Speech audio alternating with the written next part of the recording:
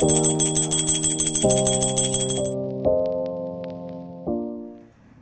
Morning, সুপ্রভাত। কেমন আছেন আপনারা সবাই? আশা করি আপনারা সবাই খুব ভালো আছেন। আমিও ভীষণ ভালো আছি। আজকে হলো রবিবার, সবাইকে জানাই হ্যাপি সানডে। কাটা এখন প্রায় 12টার ঘরে, এখনো 12টা বাজেনি, ওই জন্যই আপনাদেরকে গুড মর্নিং বললাম। সকাল থেকে সংসারে যা কাজকর্ম ছিল সব কিছু হয়ে গেছে, শুধু পুজোটা দিইনি। সকালবেলায় পুজোটা দেব, একটুখানি গায়ের মধ্যে জল ঢালবো, ড্রেসটা চেঞ্জ করব। তার আগে বাসি যে বাসন কোসনগুলো ছিল সমস্ত মাজা হয়ে গেছে, রান্নাঘর পরিষ্কার হয়ে গেছে। আজকে ভাবছি ডিমের ঝোল আর ভাতটাই করব, যেহেতু আমি আর ছোটো ছেলে থাকবো না, একটু বাইরে যাব, কোথায় যাব না যাব সব কিছু আপনারা ব্লগে জানতে পারবেন। আজকে ব্লগটা ইন্টারেস্টিং হতে চলে। রান্নাঘর তো পরিষ্কার হয়ে গেছে দেখতে পাচ্ছেন, আর বসিয়েছিলাম এগ বয়েলে ডিম সেদ্ধ, সেটাও হয়ে গেছে। এই এগ বয়েলটা না খুব কাজের, বসিয়ে যদি অন্য কোনো কাজ করি সঙ্গে সঙ্গে ডিম হয়ে যায়। আজকে ডিমটা না ফেটেও গেছে, হয়তো জলের একটু গন্ডগোল হয়েছে। এখন ডিমগুলোকে একটু জলের মধ্যে রেখে রাখবো, তারপরে একটু পরে ঠান্ডা হলে পরে ডিমগুলো ছুলে পেঁয়াজ রসুন এগুলো সময়, রসুন কালকে ছুলে রেখেছি, পেঁয়াজ একটু কুচি করতে হবে, টমেটোটা বের করে মিক্সিতে পেস্ট করে একটা ডিমের ঝোল বানিয়ে রাখবো। আর কালকের মোটামুটি মাছ চচ্চড়ি, তারপরে পটলের চচ্চড়ি সব কিছু রয়ে গেছে। আজকে শুধু ডিমের ঝোল আর ভাত করলেই হয়ে যাবে। করলাটাকেও সেদ্ধ করে রেখেছি, ওটাকে একটুখানি ভাজা ভাজা করে নিব, দিয়ে ওদের দুপুরে খাওয়া হয়ে যাবে। রাতের চিন্তা করে রাতে করা যাবে। বাজার থেকে কি কি নিয়ে আসে সেই বুঝে রাতের ব্যবস্থা। এবেলা ডিমের ঝোল আর ভাত। চলুন, এই যে দেখুন এগ বয়েলে ডিম সিদ্ধ করতে দিয়েছি, এটা আজকে ফেটেই গেছে। যে নোংরা হয় এটাই তো, এই জন্য তো করতে চাই না। কিন্তু এই আবার গ্যাসে বসালে গ্যাসের অপচয় হয়। এটাতে করলে যেরকম বসিয়ে দিয়ে অন্য কাজ করা যায়, গ্যাসে তো বসিয়ে দাঁড়িয়ে থাকতে হবে। এই যে এই জায়গাগুলো না এরকম হয়ে যায়, এগুলোকে জল দিয়ে পুরো ধুয়ে আমি রেখে দিব। এই যে জলটা দিয়েছিলাম কিছুটা, এটার মধ্যে একটু জল দিয়ে রাখি, তাহলে কড়কড়ে হবে না। ডিমগুলো ঠান্ডা জলের মধ্যে রেখে দিলাম, একটু ঠান্ডা হোক, তারপরে ছুলে নিব। আজকে ওয়েদারটা না খুব একটা সুবিধার না, সেই রকম রোদটা ওঠেনি। একদিক দিয়ে না ওঠাটাই ভালো, বেশি রোদ উঠলে পরে একটা গা জ্বালাপোড়া করতে থাকে। এরকম ওয়েদার থাকবে, হালকা পাতলা একটু হাওয়া দিবে, সুন্দর। আজকে হাওয়াও দিয়েছে সকালবেলায়, যে বললাম যে আপনাদেরকে কুয়াশা পড়েছে আজকে সকালবেলায়, সারাটা দিন এরকমই যাবে। আজকে আমাদের কোচবিহার কলেজে কুনাল গাঞ্জাওয়ালা আসবে, দেখার জন্য বলেছিলাম। যে বাপরে অত ভিড়ের মধ্যে গুঞ্জাওয়ালার গান শুনে লাভ নেই, তার থেকে বাড়িতে বসে রেস্ট করবো, অনেক ভালো। সকাল সকাল যদি রান্নাঘর এরকম পরিষ্কার পরিচ্ছন্ন থাকে কি ভালো লাগে, তাই না? কার কার এরকম ভালো লাগে প্লিজ একটু কমেন্ট করে জানাবেন। ভাত হয়ে গেছে ইন্ডাকশনে, আর সকালবেলা এখানে ডিমের পোচ করেছিলাম, একদম পরিষ্কার পরিচ্ছন্ন, গ্যাস ট্যাস মোছা হয়ে গেছে। সিঙ্কে একটা কড়াই পড়ে আছে, সেটাকে একটু মেজে তারপর ডিমের ঝোলটা করবো। আর এক্সট্রা করে কোনো কড়াই নামাবো না। স্নান করে ওপরে চলে আসলাম, সবজির খোসাগুলো ফেলে এই যে ঝুড়িটাকে একটু ধুয়ে নিই। কালকে ফেলার কথা ছিল, কিন্তু কালকে আর ওই যে বেলা হয়ে গেছে, কালকে উল্টোপাল্টা কাজের জন্য আর ফেলতে পারি না। না রোজেই ফেলে দিই ছাদে। আর ছাদে আমি আলু গাছ লাগিয়েছি, চলুন আপনাদেরকে দেখিয়ে দিই। আলু গাছ লাগিয়েছি, এরপরে বাজার থেকে আলু কিনে খেতে হবে না। এই যে একটা গাছ অনেকটা উঠে গেছে, এই যে বেরোচ্ছে মুখ। আরেকটা দাঁড়ান দেখাই, জল দিলে পরে আপনারা বুঝতে পারবেন। দাঁড়ান জলটা ঢালি আগে। আজকে সকালে যে বললাম উঠিনি না ছাদে, জলটা দেওয়া হয়নি।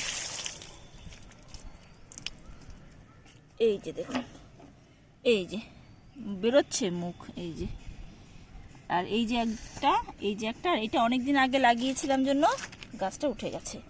এত আলু হবে মাটির নিচে, যে বাজার থেকে হাজব্যান্ডকে বলবো আর আলু নিয়েই আসবে না। আর এই যে শীতকালে এই ফুলগুলো খুব ভালো লাগে, অনেক হয়েছে। এই যে এখান থেকে বীজগুলো পড়ে না, কত তুলে তুলে ফেলে দিয়েছি। যদি বিক্রি করতে পারতাম প্রচুর টাকার মালিক হয়ে যেতাম। হাতের কাজ কমপ্লিট হয়ে গেছে, এখন গোপালকে দিব। গোপালকে সব জামা কাপড় খুলিয়ে দিয়েছি। এই যে তুলসী পাতা, আর এই ফুলগুলো অনেক ফোটে না, এই জন্য এই ফুলগুলোই নিয়ে আসলাম। আর দুটো তুলসী পাতা লাগবে, তুলসী পাতা তো হাতের কাছেই, যখন একটা তখন নিয়ে চলে আসি। চলুন আগে গোপালকে স্নান করিয়ে নিই।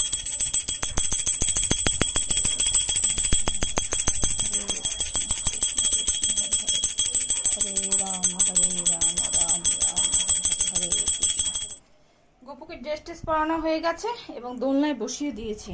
এখন গোপুর পুজোটা করে নিব। আর এই জামা দিন এত হাওয়া আসছে, প্রদীপ জ্বালালে নিভে যাবে, তাহলে চলুন চটপট করে আমি গোপালের পূজাটা দিয়ে নিয়ে ডিমের ঝোলটা করে রেডি হব যখন, তখন আবার আসবো আপনাদের সামনে। চলুন, ঘড়ি কাটা এখন বাজে প্রায় 1:45 ঘরে। রেডি হয়ে গেছে, এরকম কালারের একটা কুর্তি পরে নিয়েছি আর এইরকম হালকা পাতলা সেজেছি। চুলটাকে একটা এখানে করেছি, না হলে না ওই চোখে মুখে টোটোতে যাব না, চোখে মুখে আসবে সমানে, একদম শাকচুনির মতো লাগবে। আর এই যে গিফট নিয়ে নিয়েছি, ছোট ছেলেও রেডি হয়ে গেছে। আয় বাবাই তোকে দেখায়, আজকে আমি আর ছোট ছেলে দুজনে আলাদা আলাদা রং, আমি হচ্ছে হলুদ আর ছেলে হচ্ছে ব্ল্যাক। তাই চলুন, সমানে ফোন করছে, চটপট করে যাই, গিয়ে কথা হবে। চল যাই না,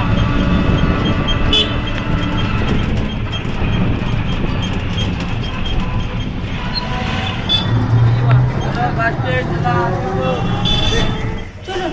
যুবরাজে চলে আসলাম, ছেলে বললো কি লিফট দিয়ে যাবো, আমি না সিঁড়ি দিয়ে যাই, সিঁড়ি দিয়ে আমাদের গিয়ে অভ্যাস, লিফটে একদিন চড়ে লাভ নেই, তাই না? চলুন, কে কে আসলো দেখি, এখানেই তো মনে হয় নাকি।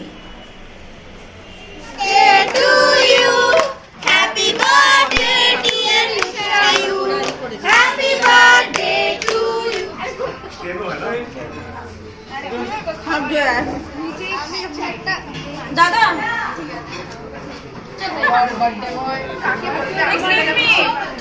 একটু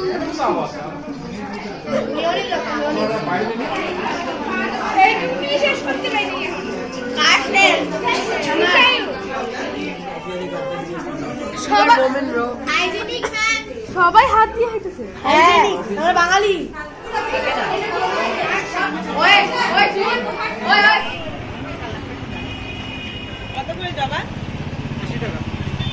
কত করে দিবা এগুলো?